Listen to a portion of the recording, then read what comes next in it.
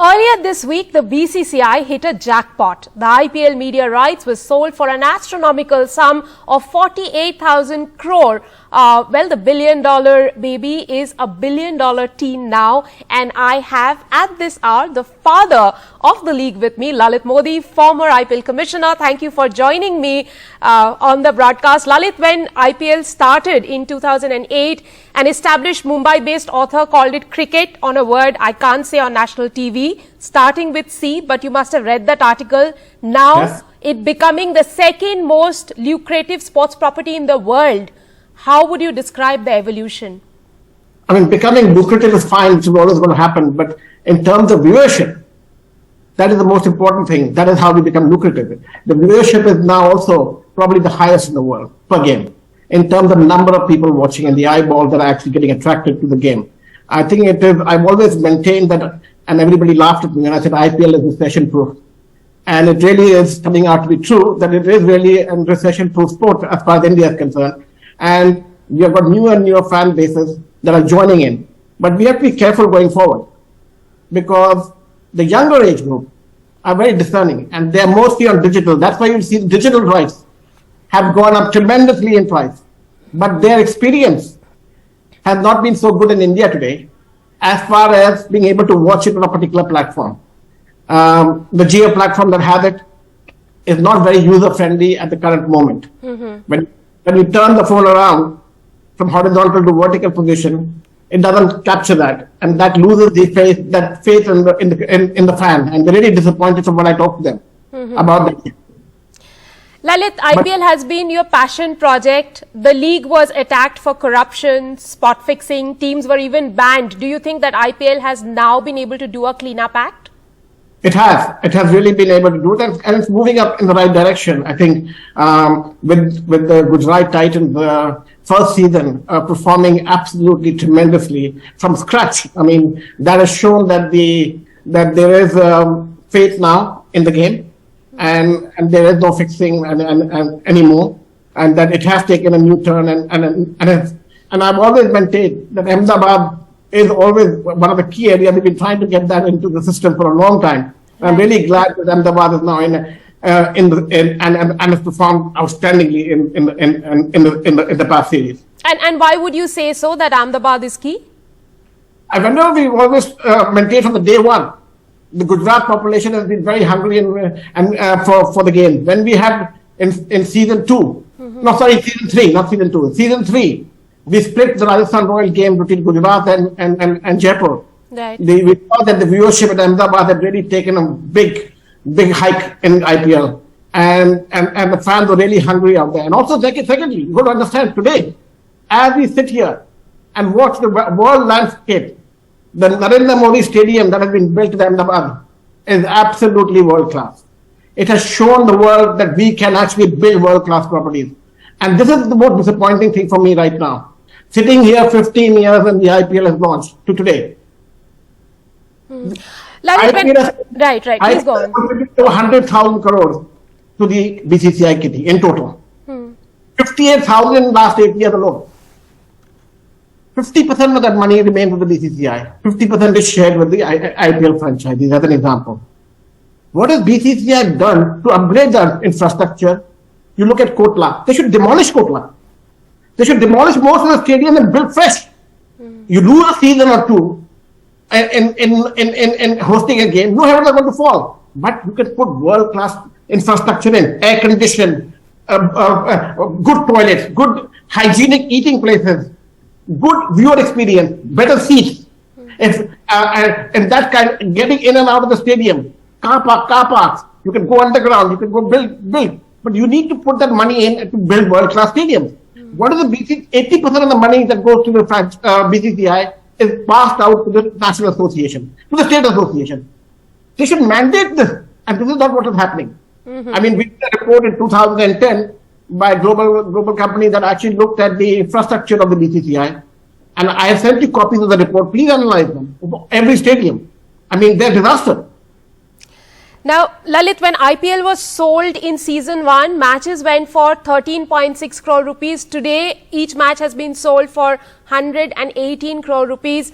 How much credit would you give the current dispensation for fixing the kind of valuation that they have done?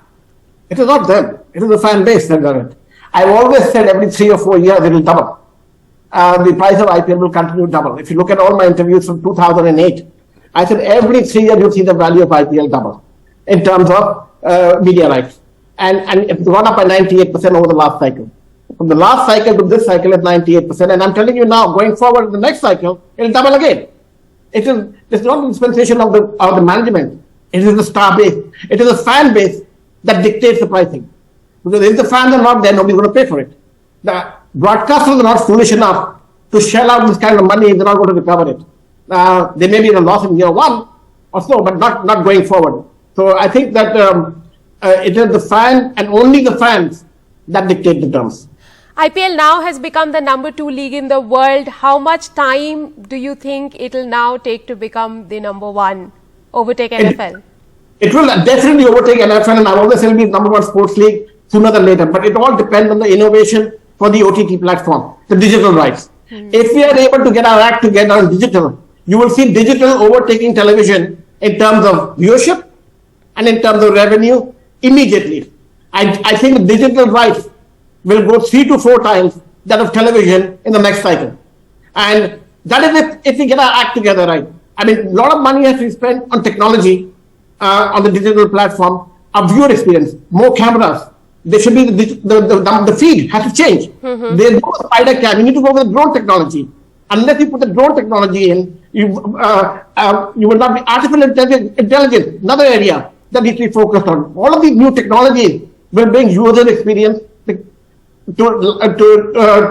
better. If the consumer or the fan can choose which camera to watch on a digital hand screen, it will take the revenue up, it takes the experience up. But right now we're not geared for that. So a lot of emphasis with all the money that we are making, I think a lot of it needs to be spent back out in making sure that the digital experience is better. You can't expect the fans to have that and other broadcasters to spend that money. BCCI needs to put in the money. Right, we will talk about fan experience and how the money can be recovered. Lalit, at this point, I have to ask you about the man Lalit Modi, who was expelled from BCCI on alleged facilitation fee, cleared by the Bombay High Court. What is now coming in the way of your coming back to India? Is it politics?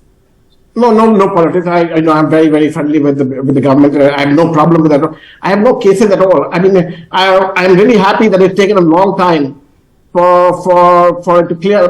Finally, my name has been cleared as far as the court case is concerned. There's still the FIR in Chennai, which we're trying to get cleared off.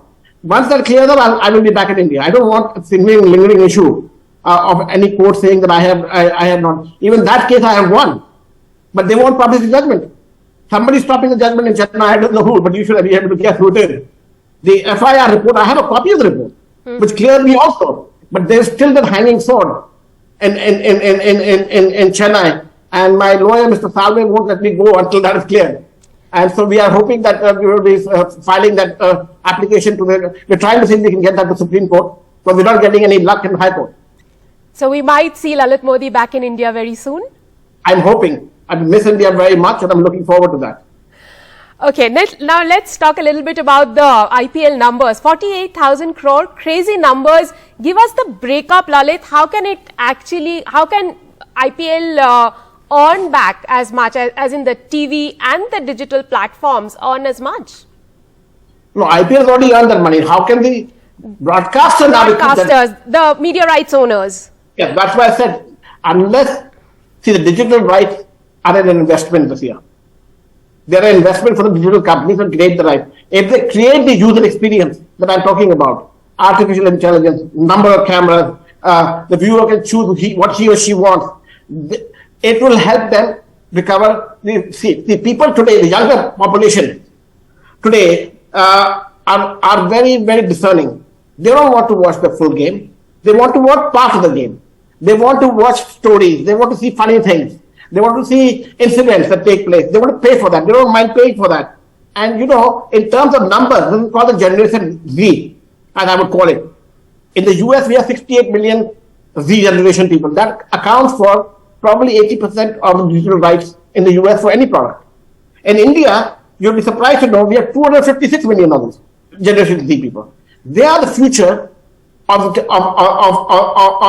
viewership going forward. They are not the people who are used to watching on television. They probably don't even have a television. What they do have is their computer or their mobile phone. And that's where they watch most of the entertainment on.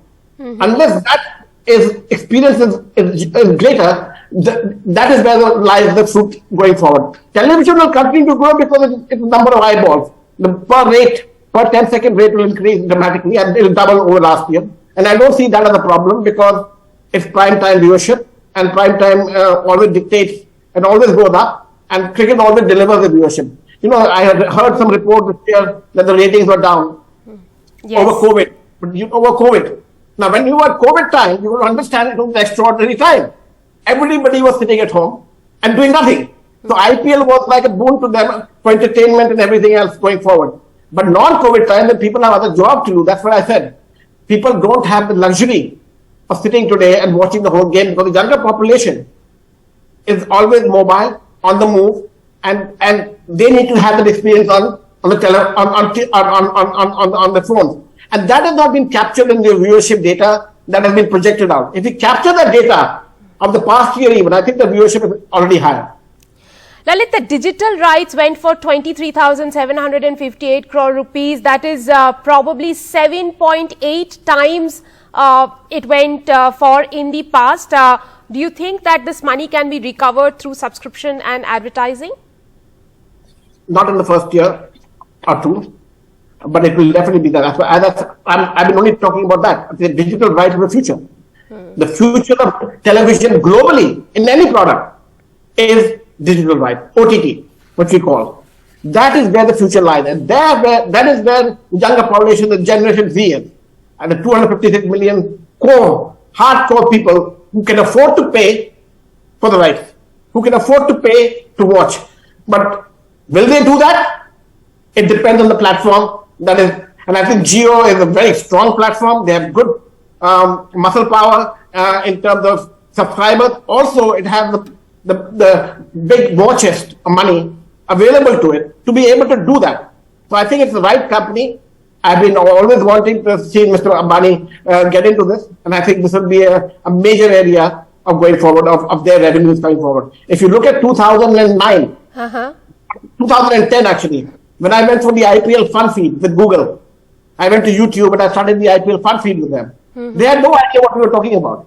Right. But then I had my team create my IPL fun feed 24/7, following the players, etc. This is what's going to happen in the future. I mean, I was before my time in 2010, but in that time we didn't have many. The data streaming was very expensive. It was not available to everybody very easily. Today, data streaming is virtually free, and that's where people are living on. And going forward, because we have the bandwidth, 4G is coming, 5G is coming in. I don't know whether in India we have 5G right now or not. It will be there soon, yes. 5G is going to be the solution for the revenue coming in. Because unless we have 5G or data streaming, it will be very difficult for the 4G platform to be able to stream the quality that will match that you are actually talking of. Now, Lalit, being the father of IPL, I have to ask you this question. You know, there's a lot of talk about whether India is going the England way. While we have the best T20 tournament in the world, we are not winning ICC trophies since 2011, like England having the EPL, but not winning the World Cup. I don't understand why. Is it a morale issue? Is it a selection issue? I don't understand, because we have the best team. I mean, not best team, we are the best players in the world. Right. If you look at our bench strength in cricket is the world's best. Are they getting hiccups? Are the team owners managing their players better than the BCCI is managing its players? This is the question that needs to be understood. I haven't actually focused on that, but hopefully by your next interview with me, I will start focusing on that area.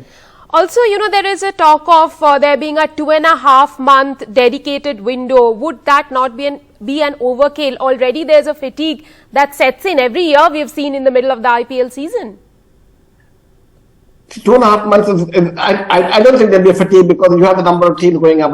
Every season in football, etc. is long, but it's not continuous like we have in the IPL every day. I think a good solution would have been to split the seasons which they were looking at earlier, taking the Champions League season and using that as a culmination. I don't know whether they will do that or have a secondary tournament in there. But club cricket is here to stay. And unfortunately, it will be to the detriment of national cricket. I think that the BCCI and the World Cricket Body should look at definitely trying to get cricket into the Olympics. That will have a great effect on the morale of the people and also on the country, because we will hopefully be able to gain gold medal out there. I don't know why they're resisting that. I mean, India should support it because India doesn't need the ICC revenues anymore. I mean, IPL revenues are far greater than anything else that they could ever dream of. But other countries might object to it because their revenues are not very good. And their majority of revenue still coming from the ICC. ICC used to be a number one source of revenue in the past. Right. No more. Is it going to be, is that the case? IPL will dictate and continue to dictate going forward the rule of the game in terms of viewership and in terms of revenue. And that is what matters at the end of the day, because if you pay your players higher, they're going to be more loyal to you than they're going to be to the country. They may say what they want in an interview. It sounds nice, but ultimately, it's the bank balance that will dictate the whatever it is. Whether we like it or we don't like it. You see pro golf today. PGA has a big fight on with Lit Golf that is continuing out there. You see Lit Golf delivering a better solution in the year forward because they're paying more. And you see the big guys jumping ship. And everybody is PGA right now banned all the players who don't Lit Golf. Right. And how long are they going to ban everybody else? At that point, and the competition is going to go. Ultimately, it is going to be based upon the livelihood of the cricketer, because he doesn't have a long life in this profession. You've got to understand it's age barred. How many years can he play? And he has to be able to make the bank balance going forward. Well, Mithali Raj has played till the age of 39. This year she retired.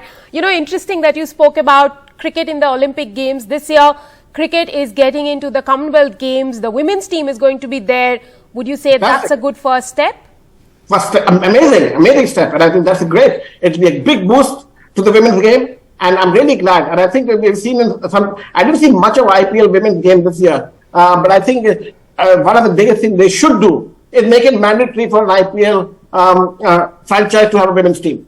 Now, if an IPL franchise owner is able to have a winning team, you will see the bench strength of Indian women go up. You'll see the investment in Indian cricket by the owners who are already making good money now. It's probably the only league in the world where every team makes money, apart barring the two new teams. But every team, the old 8 teams, everybody's in profit. There's no other league in the world, I can tell you that can demonstrate that. Why? Again, why? This is an important question. They have no infrastructure cost. Infrastructure cost is the single largest cost of most teams in the world. What I mean by that is a Chelsea team, infrastructure of stadium, etc. is very large. Here, when I planned the league, I said you don't need infrastructure. Infrastructure should be the prerogative of the BCCI. They already have infrastructure. Right. Why not use it and pay a per day case? But that infrastructure needs to be upgraded. Again, but that has helped the franchisee have a zero cost on the balance sheet. On the balance, and that is why they're making a lot of money. Now they should take that money, and if they were to groom women cricketers, it would be a great step, not only for women, but for the fans also, and also for the country. I mean, it will really give a different boost to the game. And if I was there, I would make sure that was the next step I would do, is making sure that give it free to all the franchisees today. So you can have an IPL women's team free, that don't know license fee. But that will encourage them to pay the players, to get the women in, and start the coaching process and get them on. And then may not be televised game on television, but they can go on digital platform for definitely. That could be another boost for the digital rights holder. Give it to them free right now, the game. Don't charge for the IPL women's game. Give it to them free. And that's how you build fan base. And then you'll see. When I launched IPL in season 1, there was no buyer for international rights. Especially in England. So what happened? When I went to Sky TV, they didn't want it. So I went to ITV and I said, I'll pay you $1 million to show it. Okay? They were very happy that somebody is paying them. You pay them $1 million to show it. And then I said, don't worry, we'll get it back to you in year 2, 3. Then next year they paid $11 million. So, and you're paying for something because you're so confident of your product that you know you get it back many times. This is what they need to do. And already Kenny Shah Rukh Khan has gone and bought a women's team in the Caribbean Premier League, and that's probably one of the first steps there. That's Lalit, right. you know, already in India, the next generation is setting their eyes on becoming the big IPL star. Do you think that IPL has become as big a pull for other international stars, somewhat like EPL, or is it Australia's Big Bash that, you know, they aspire to play in, and that is a bigger pull than IPL? No, it isn't, because you see, I told the Australian Cricket Board, I mean, telling my friends in the English Cricket Board also, they've been coming to me and asking me what is going wrong with their model. Their model is that they're owned by the same entity. All teams are owned by the same entity. That is, Cricket Australia owns all the teams. In same, the English Cricket, in ECB own all the teams. They need to make sure the teams are owned by individuals. That's where the competition is. Otherwise, it's ghar ki baat.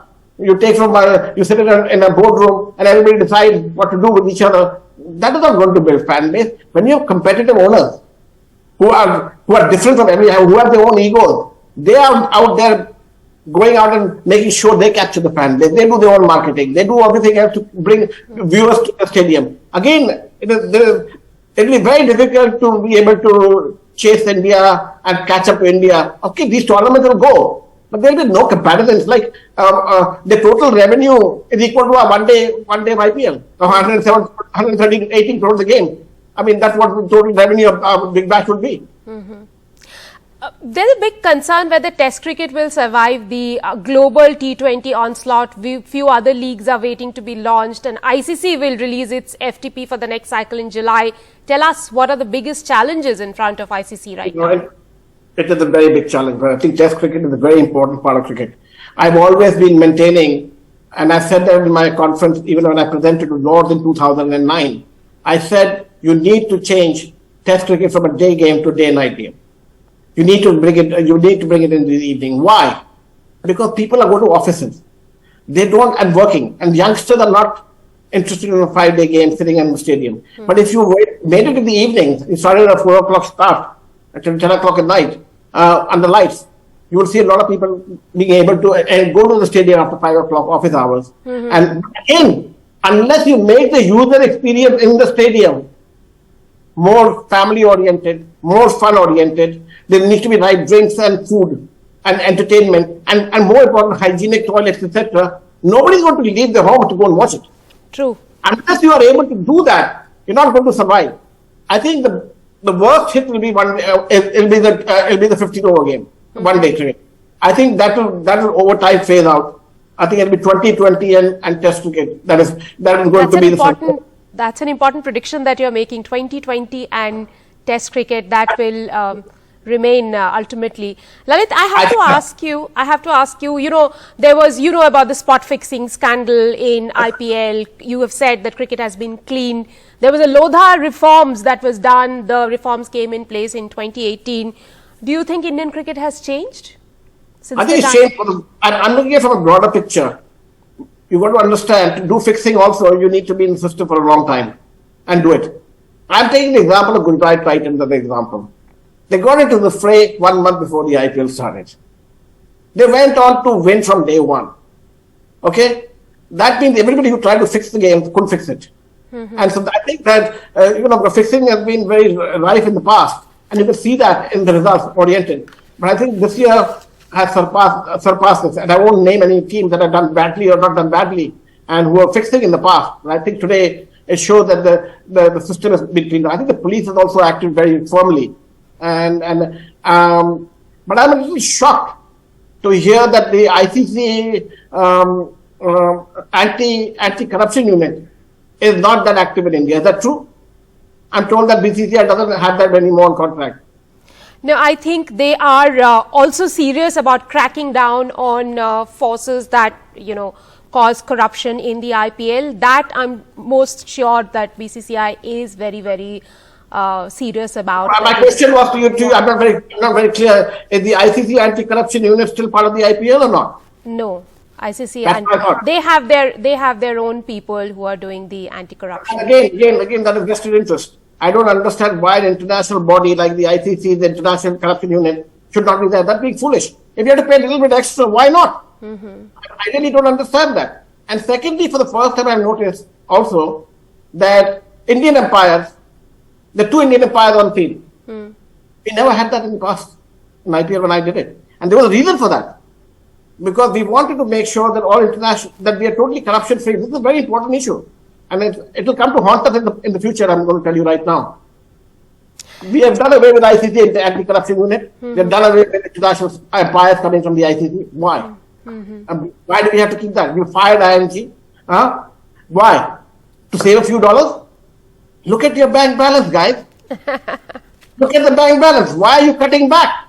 That's foolish. To do what? The money is going where? You're not spending on infrastructure. They should put it back in cricket. Whose pocket is being lined?